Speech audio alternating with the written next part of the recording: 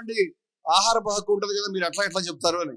మేమేమంటామంటే ఆహారపు హక్కు నెమల విషయంలో కూడా ఉంది, మనం ఎందుకు వదులుకున్నాం? చిన్న మానసికంగా జాతీయ జంతువుగా ప్రకటించిన విషయంలో ఇవాళ దేశ ఐక్యతకి ఇంత ముప్పు కలుగుతున్నప్పుడు, కోట్ల మంది బాధపడుతున్నప్పుడు దీని అంత పట్టుబట్టడం ఎందుకు అనేది అనేక మంది ముస్లిం సోదరులు చెప్తా ఉంటారు. దాన్ని మనం వింటే తప్పే ఉంది. అంతే హిందువులు ముస్లింలు ఈ విషయంలో కొంచెం నిబ్బరాన్ని చూపి దయవుంచి, ఎవరైతే కోట్ల మంది గోమాతగా భావిస్తూ ఉన్నామో, సర్వదేవతా స్వరూపంగా భావిస్తున్నామో, దయవుంచి గోహత్యని ఈ దేశంలో అంతం పలకండి అనేటువంటి ఒక నినాదంతో ఇక్కడ వచ్చినటువంటి వాళ్ళకి మద్దతు తెలియచేయమని నేను చెప్తున్నాను. పాకిస్తాన్ లో పంది యొక్క మాంసం మనం నిషేధం విధిస్తారు, అది వాళ్ళ మతం యొక్క సెంటిమెంట్. మనం వాళ్ళలాగా మతోన్మాద రాజ్యం కాదు, మనం సెక్యులర్ దేశం, వాళ్ళని చూసి ఇమిడియేట్ చేయక్కర్లేదు. కానీ అక్కడ కూర్చుని నాకు హక్కు ఉందంటే చాలా మంది వినరు. చాలా చోట్ల స్థానిక సంస్కృతుల్ని, సాంప్రదాయాలని, ప్రజల మనోభావాన్ని పట్టించుకోవాల్సి వస్తుంది. ఇవాళ ప్రధానమైనటువంటి మనోభావంగా ఇది ఉంది కాబట్టి దీన్ని రెచ్చగొట్టే విధంగా రకరకాల ప్రకటనలు చేయడం, రకరకాల కార్యక్రమాలు చేయడం సబబు కాదు అనేటువంటిది మేము అందరి దృష్టికి తీసుకొస్తూ, ఈ రోజు కూడా హిందువులు ముస్లింల్లో అత్యంత ప్రధానమైన భాగం, మీరు ఆశ్చర్యకరమైన విషయం చెప్తారు, అనేక ప్రాంతాల్లో ఇవాళ అక్కడ బెంగాల్ దగ్గర నుంచి తమిళనాడు దాకా అనేక ప్రాంతాల్లో ముస్లింలు ముందుకు వచ్చి రద్దు చేయండి, గోవధ నిషేధించండి, గోవును జాతి గోమాత అని వాళ్ళు కార్డులు పెట్టుకుని తిరుగుతూ ఉంటే సిగ్గు లేకుండా ఇప్పటిదాకా గోవు పేరు మీద గోమాత అని దాడులకు పాల్పడిన వాళ్ళు. ఎటువంటి దాడులు అంటే దాడులన్నీ కూడా గోరక్షకుల పేరు మీద ఏం పెట్టి తిరుగుతారండి? గోరక్షకుల పేరు మీద కర్రలు అనుకుంటారా? కత్తులు ఉపయోగించారు. కత్తులు మాత్రమే కాదు, తుపాకులు ఉపయోగించారు. తుపాకులు కాదు, ఇంకా మారణాయుధాలు ఉపయోగించారు.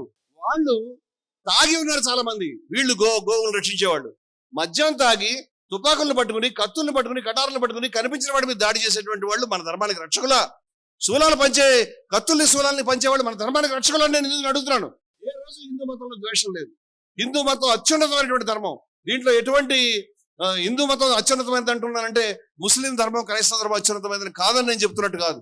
ముస్లిం ధర్మం, క్రైస్తవ ధర్మం కూడా అత్యున్నతమైనది. ప్రపంచంలో అన్ని మతాలు కూడా అత్యంత గొప్ప సత్యాలను చెప్పారు. స్వామి వివేకానందుడు చెప్పాడు, ప్రపంచంలో అన్ని మతాలు గొప్ప సత్యాలను చెప్పాయి. అనేక మంది మహనీయులు ప్రొడ్యూస్ చేసి ఏ మతాన్ని కించపరచవద్దు, ఆ మతం నుంచి ఈ మతానికి కన్వర్ట్ కావాలి, ఆ మతం నుంచి ఈ గొప్పది, ఈ మతం తక్కువ అని ప్రచారాలకు పోవద్దు, మతపరమైన నింద చేయొద్దని మేము చెప్తున్నాం. విద్వేషాన్ని అనవసరంగా రెచ్చగొట్టవద్దు, ప్రజల యొక్క మనసుల్ని గాయపరచవద్దు. ఈ విషయానికి పరిష్కారంగా మేము మీ ముందు ఈ 10 నినాదాలను మేము ముందు తీసుకొస్తున్నాము. కుల, మత, భాష, ప్రాంత భేదాలతో సంబంధం లేకుండా భారత ప్రజల సమైక్యతని బలోపేతం చేయాలి అని ఈ సంస్థ డిమాండ్ చేస్తా ఉంది.